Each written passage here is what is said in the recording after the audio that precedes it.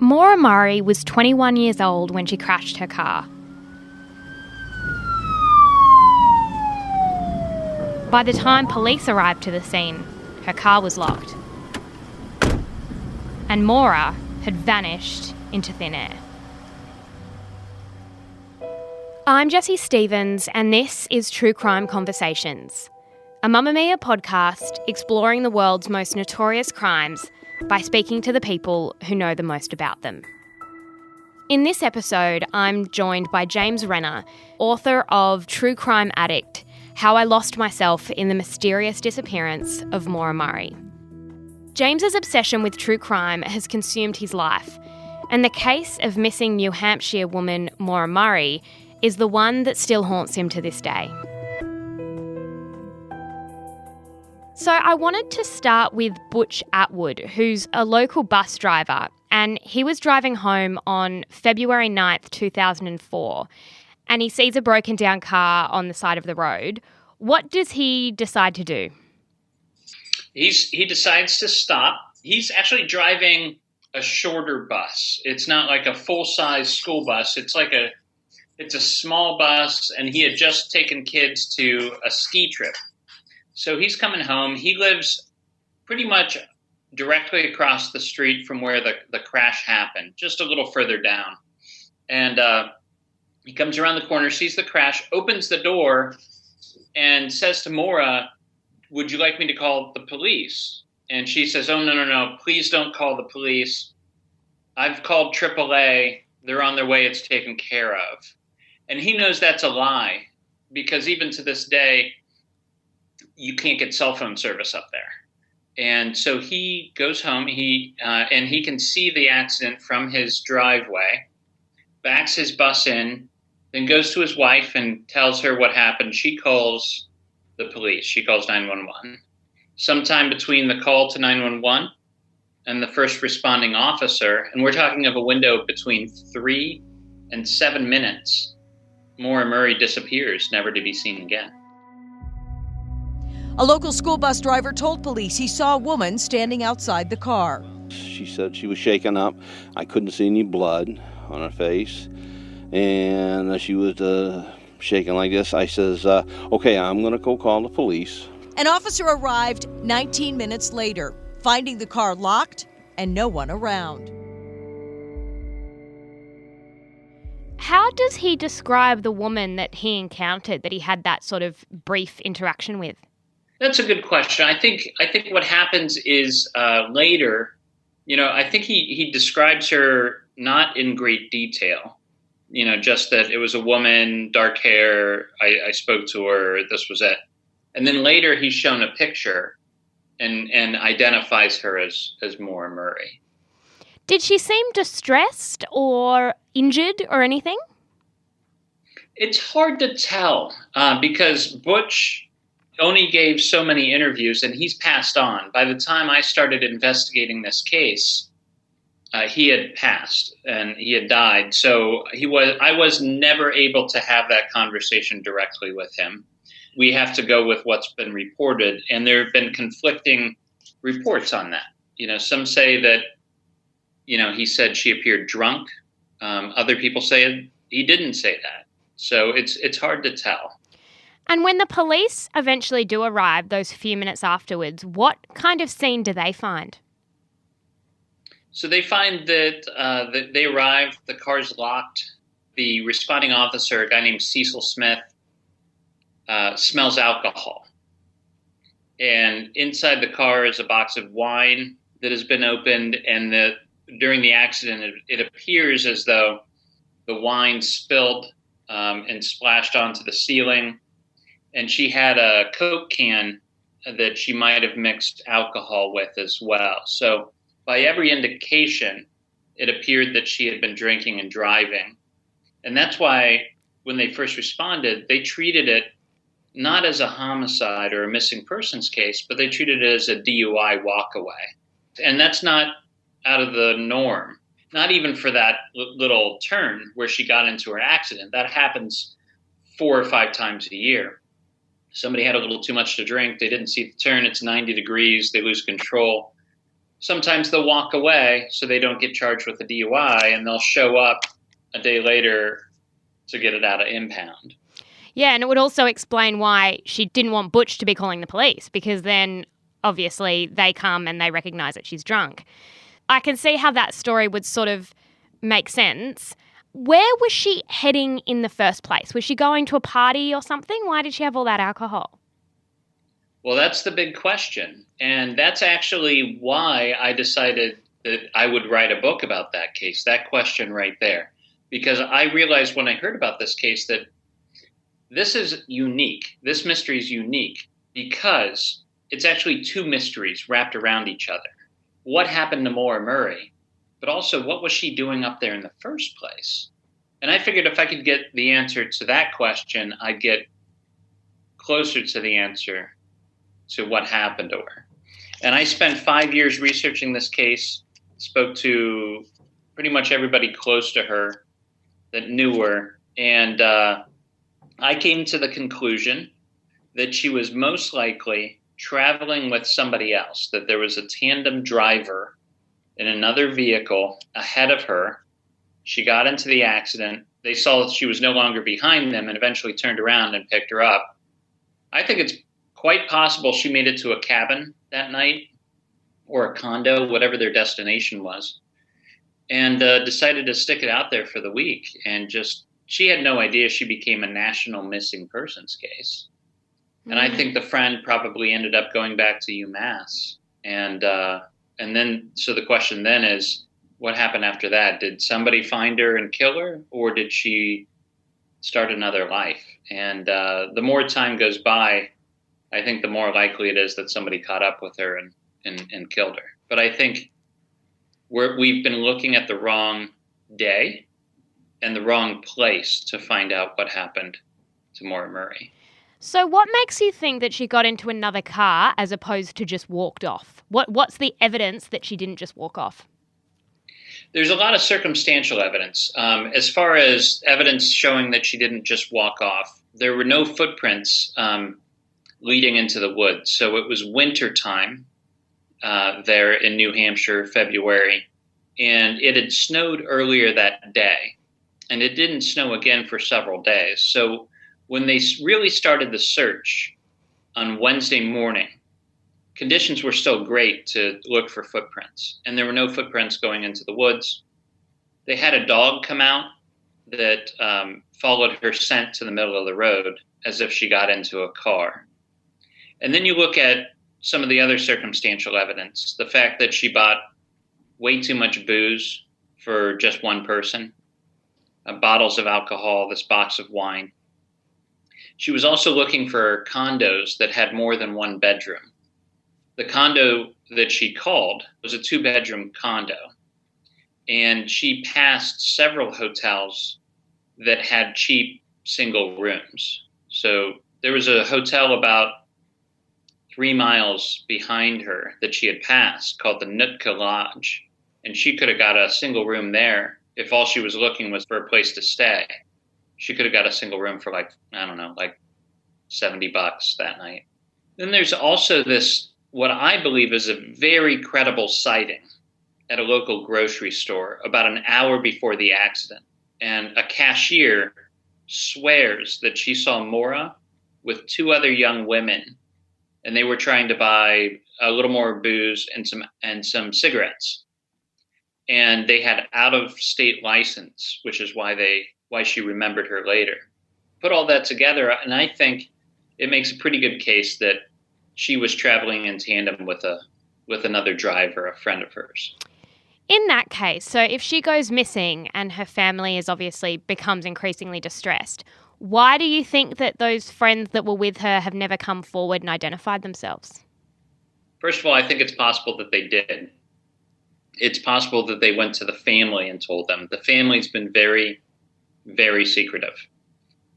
Maura had a lot of skeletons in the closet that they didn't want out on the media, because they thought that if we knew the type of person she really was, that we wouldn't look as hard for her. But Maura is just, everybody is complicated. Everybody has skeletons in the closet. I don't think it would have made any big deal if they had publicized the trouble that she was in at the time that she disappeared.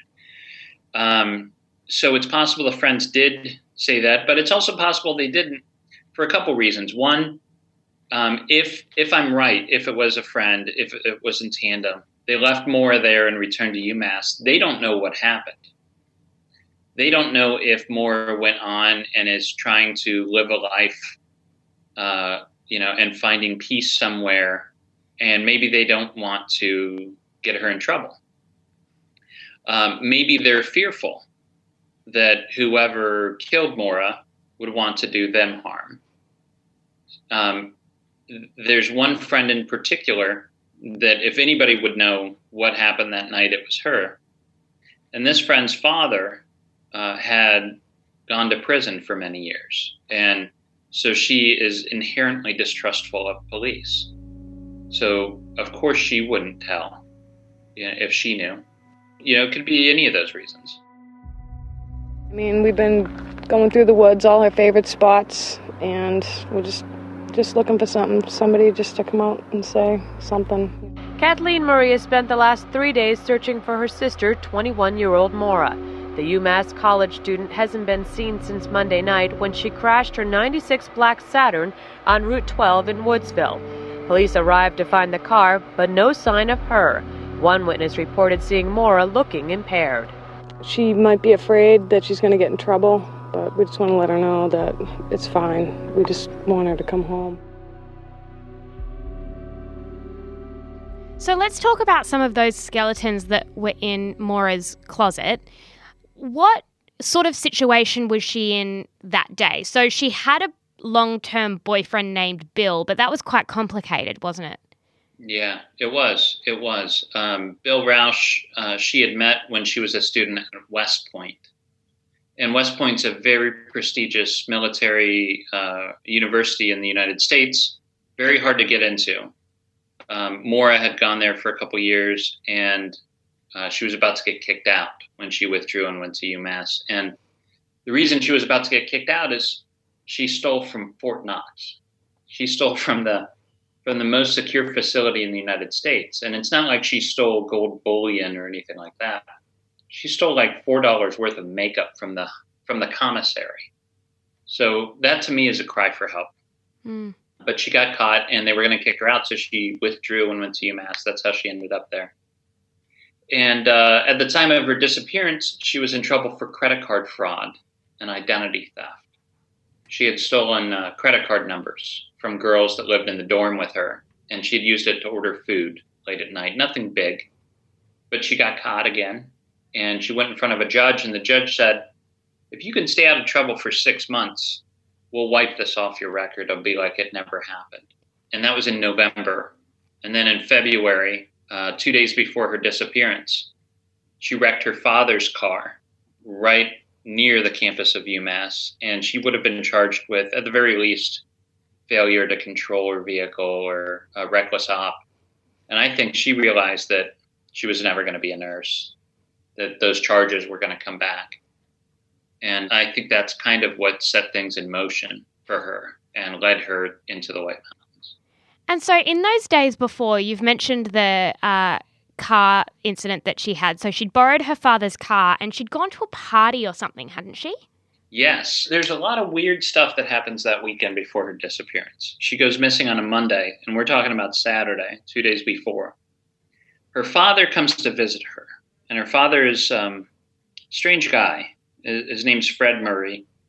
On the way to the university, he stops at 8 different ATMs and withdraws $500 in cash from each one. And he says that that's money that they were going to use to buy her a new car. But they never do buy that car. They go out to dinner, and then he lets her take his car to a party on campus. She drops him off at his hotel, and she goes back to this party on campus. And about 3 o'clock in the morning, this is Saturday night, Sunday morning, she turns to her friends and says, hey, I got to talk to my dad. They're like, what do you have to talk to your dad about at 3 o'clock in the morning? Are you kidding me? You can't drive anywhere. You've been drinking, you know? She's like, well, no, it's important. I got to talk to him. So she gets in his car, starts heading towards his motel. At least this is the story. And she, on the way there, crashes into a guardrail. And the police are called, the police respond, and they end up sending her home in a tow truck. And there's a lot of damage to the car. So she ends up getting into her father's hotel room, I think around 4 or 5 in the morning. And there's conflicting stories about, what happened next. And obviously her father was upset. So yeah, there's a lot that's going on that weekend leading up. And whether or not it has anything to do with her disappearance, to this day, I'm not sure. But there's a lot we don't know about that party that she went to. This party was in the dorm of this girl named Sarah. And Maura's best friend at the university was Kate. And Kate was there with the party. And you go to Kate and you say, who else was at that party? Because it could be important. And she says, oh, I don't remember. I can't remember anything. It's been so long ago. But the police went and asked her those same questions just a couple days after the disappearance. And even way back then, she was uncooperative. She told them she couldn't remember who was there. And only later do we find out that Maura hooked up with Kate's cousin at this party. And, while she was with Bill. And they were cheating on each other. It was, and we're talking about a relationship with a couple 21, 22-year-olds. So this stuff happens all the time. Whether or not it has to do with her disappearance is the big question. Kate and Sarah both told me that they do not know why Maura left. I don't know what to make of Sarah. Sarah had 3 friends. Her cousin was there, some guy who brought 2 friends at the dorm party. And incidentally, I only talked to Sarah once. I called her. She told me I was asleep the whole time, Mr. Murray, and I don't have any idea what happened. So if she knows, she's not telling me. That story sounds unlikely, that she's asleep the whole time. And that wasn't the only person that she cheated on Bill with, was it? Because there was a sports coach. So she did have an affair with her track coach. And, a lot of people are like, well, you're using the word affair.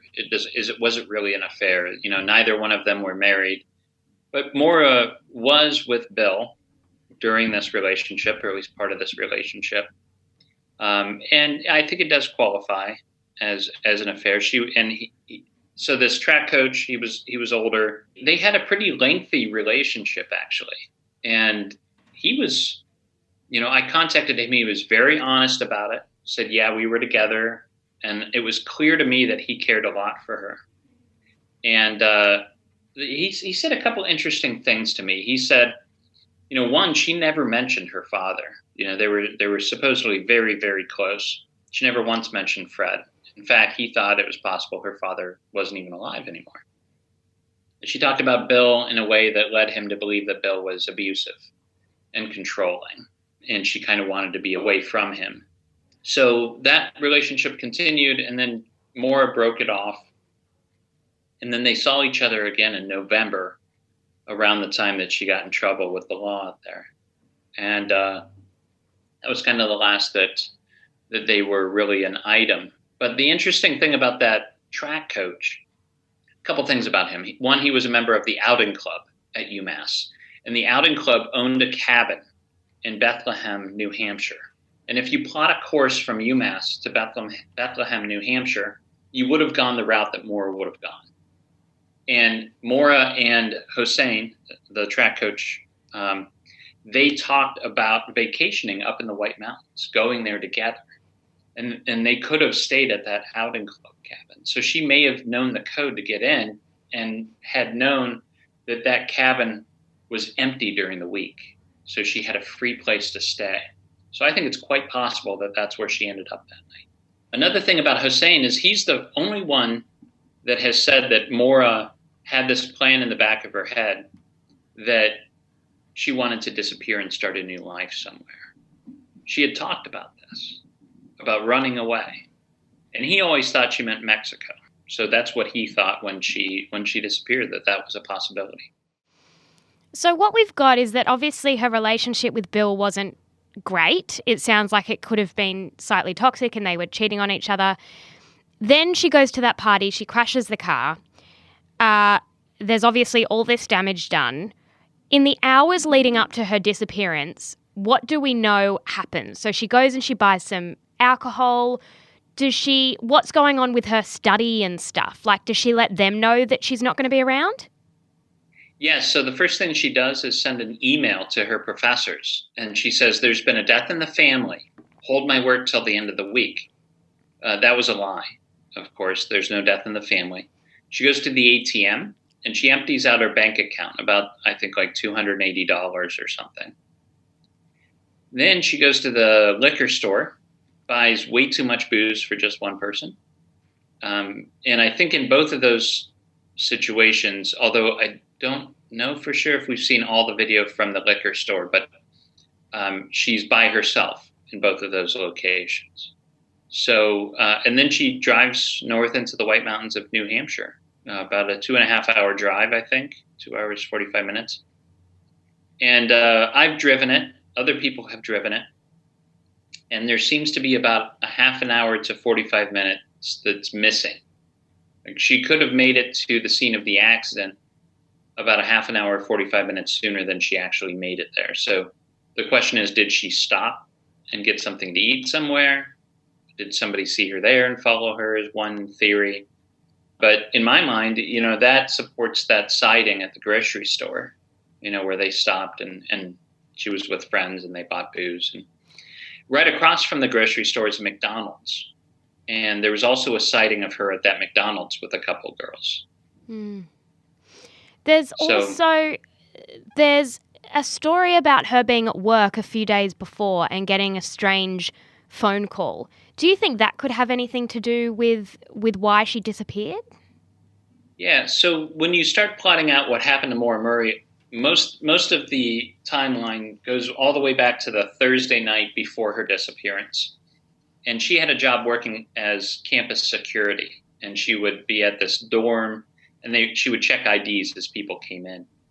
And that Thursday night before her disappearance, she had what is explained by her manager as a complete nervous breakdown.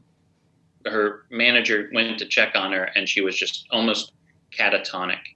And the only thing she would say is, "My sister." And if you go back and look at her phone records, she did have a call with her sister, Kathleen, at about 10 o'clock that night. But after that, the last call she received was actually from her boyfriend, Bill. And they spoke prior to this breakdown. So I've always thought that whatever set her over the edge happened during that conversation with her boyfriend, not with her sister. It was a little bizarre. When we first heard that Maura had sent an email to professors saying, "There's a death in the family, I have to take off for a week." Not really like her, but if something was going on, she did need to get away, then kind of explains it. Why she didn't call one of us, I don't know. I mean, maybe we could have helped her out. And so after she goes missing, people go and check her apartment to see what it looked like and if it had any clue as to where she was going. And there are a few strange things in her apartment, wasn't there? So I believe there was a letter to her boyfriend? Yes. So she had the single dorm room in Kennedy Hall. And the police have said she packed everything up and it appeared she was never going to come back. Photographs of the scene suggest that maybe that's a little bit of an exaggeration. Not everything was packed up. There was still some stuff left out, but there were boxes on her bed that had been packed. And on top of those boxes was an email. And the email was from Bill, her boyfriend, to her, in which he says, essentially, "Yes, I cheated on you." And it was his admission that he had been unfaithful. So the detective in charge of the case looked at that and considered it almost a note that she had left behind. Like whoever was going to have to clean out her room, this was somewhat of an explanation of why she had run away. So what we've got is all this information before, and then she disappears into thin air. Is it possible that she just walked away? That she walked away from the scene because she was going to get in trouble? Perhaps she wanted to end her own life because she appeared to be in crisis in the days before? Is that a possible ending? Sure, anything is possible at this point. I find it unlikely for a couple reasons. One, if that's what happened, we also have to believe she didn't tell anybody about her plans that day, because none of her friends have come forward to say, oh yeah, she told me she was going to drive up into the White Mountains and everything. And they've never come forward. And I think a better motive for them to remain silent is either fear or obligation to protect her. So we'd have to believe she didn't tell anybody. And we have to believe that she walked away in such a way that somehow we've never found the body or the backpack or anything with her. There's not really any credible sightings of her walking away. And again, no footprints. The scent ended in the middle of the road, suggesting she got a ride. So there's a lot of points against it. Now, I've read a few theories about the bus driver because, you know, he's the last one of the last people who sees her. And there's some theories about some suspicious behaviour. Is there any chance that he was potentially implicated in it? I really don't think so. He's certainly somebody the police, looked at for sure. You know, they're going to look at anybody who was the last person to see a woman who went missing. But if he had anything to do with it, he acted extremely stupidly for a suspect, because the first thing he does is go home and tell his wife to call the police. You know, if he had anything to do with their disappearance, why would he want the police there? Also, you know, he had a lot of health issues. I don't know that he could have overpowered Maura, even if she were drunk. You know, Maura went through West Point. She's a trained military cadet. She went through training. She had, you know, she could shoot the guns on, on a tank. She knew how to operate a tank. So she wasn't just some young woman who was easily overpowered. She was a very strong young woman. When you were putting your book together, did you speak to her family at all? I spoke to many members of her family. I tried to speak to them all. They were very much against any book being written about the case. The first person I tried to contact was her father through a spokesperson. And he got right back to us and said, no, I don't want any book written about my daughter. And for me, especially, having kids of my own, that was a red flag, and it made me more interested. And that's how, I thought to start requesting records on her. And, because at the time we only knew Maura as this perfect all-American girl, no faults. And of course, when you start peeling back the layers, you find all this stuff. And she was in trouble with the law, and, she had a lot of hang-ups, and, but so does everybody at that age. If my daughter were to go missing, I would open my door and say, please have at it. Help us find her. That wasn't the way they responded. And it's always been odd, but eventually I did speak to her sister, Julie. I spoke to her brother, Kurt. I even spoke to her brother, Fred Jr. The only one I really didn't speak to was Kathleen, because I couldn't find her. She was homeless at the time. So this is a family deeply rooted in Eastern Massachusetts. They're very private people, and you can understand that. But they, there's a lot that they didn't want out and discussed in public. Did any of them think that maybe she'd chosen to disappear, or did they think something more sinister had happened to her?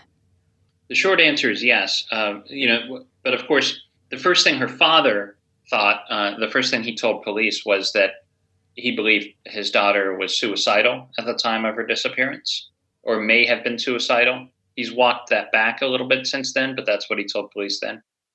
And then the brother, Kurt, believed at the time that she had run away, and he had written a song about, Maura, why did you run away? Why did you do this to us? So I think at the beginning, foul play was not at the top of their list. There were other explanations. I think those explanations are much more likely than foul play even to this day. They searched with dogs, by air, and on foot. They've checked everything from bus logs to snow tracks, and now, after 10 days, officials say they have suspended the ground search for 21-year-old Maura Murray. What we wanted to do was make sure that we had done everything twice.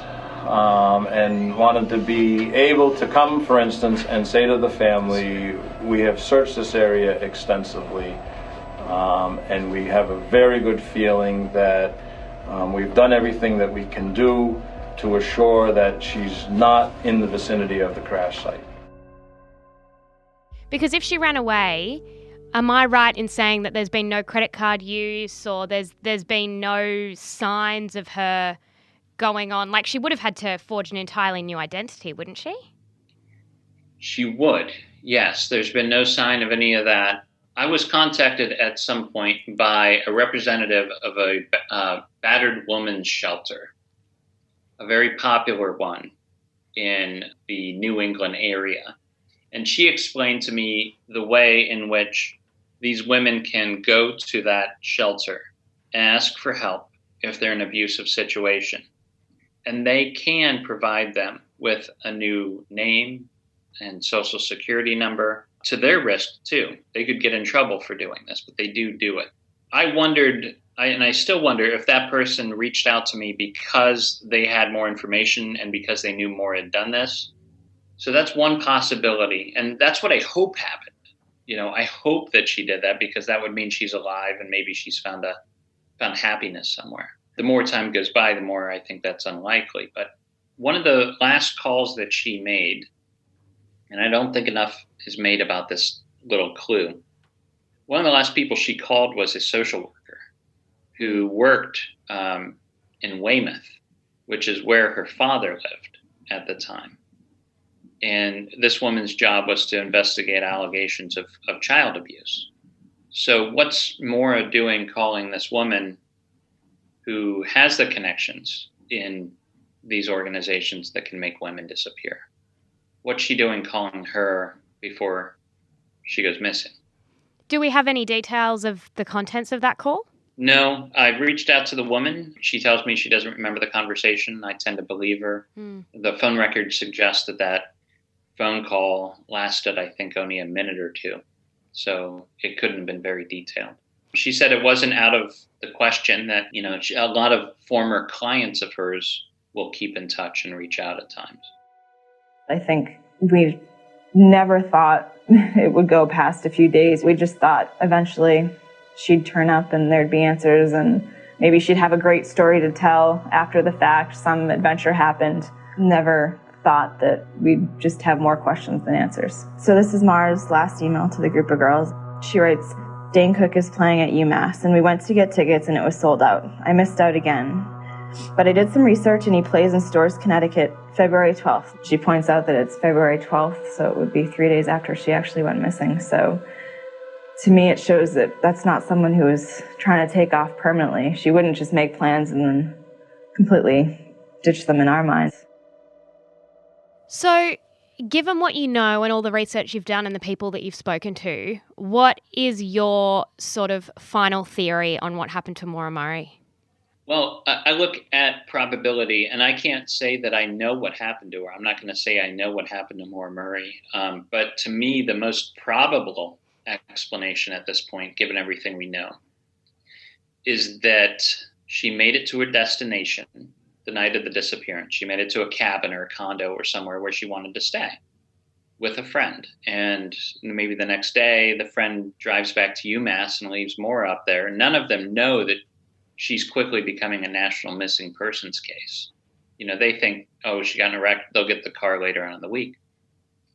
And then I think it's possible that somebody that she knew and trusted, who was part of the search, found her before the police did and flew into a rage and killed her then.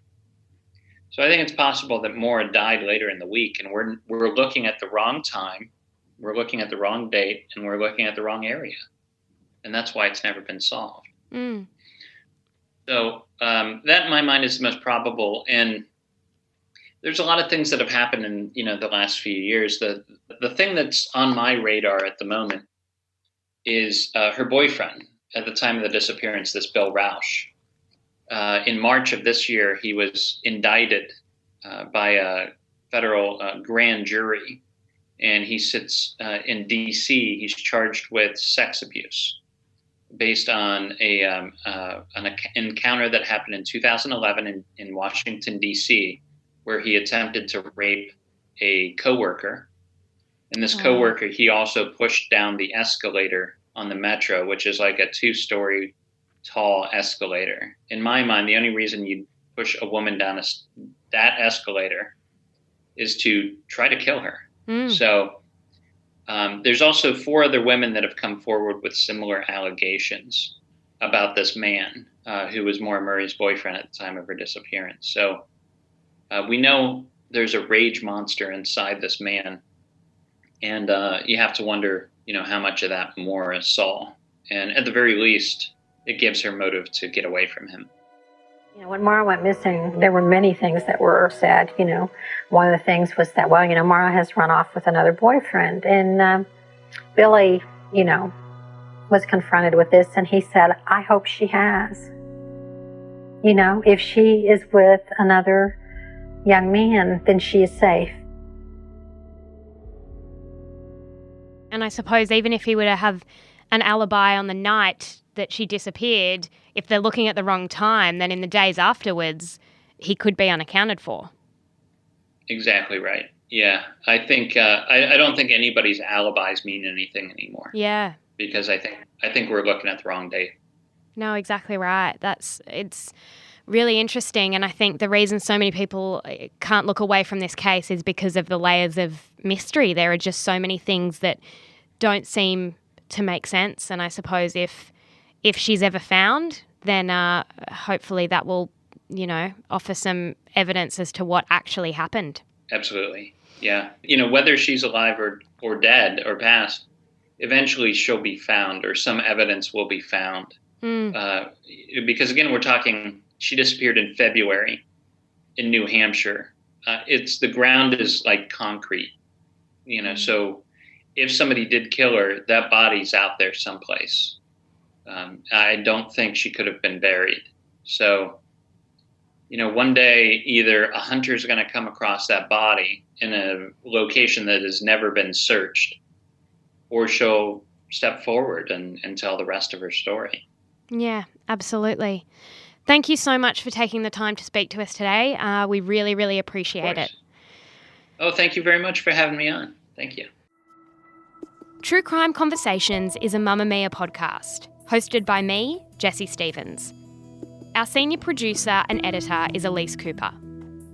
If you liked this episode, you can join the True Crime Conversations Facebook group. Just search True Crime Conversations or click the link in the notes of this episode. True Crime Conversations will be back next week, looking at crimes through the eyes of those that know the most about them.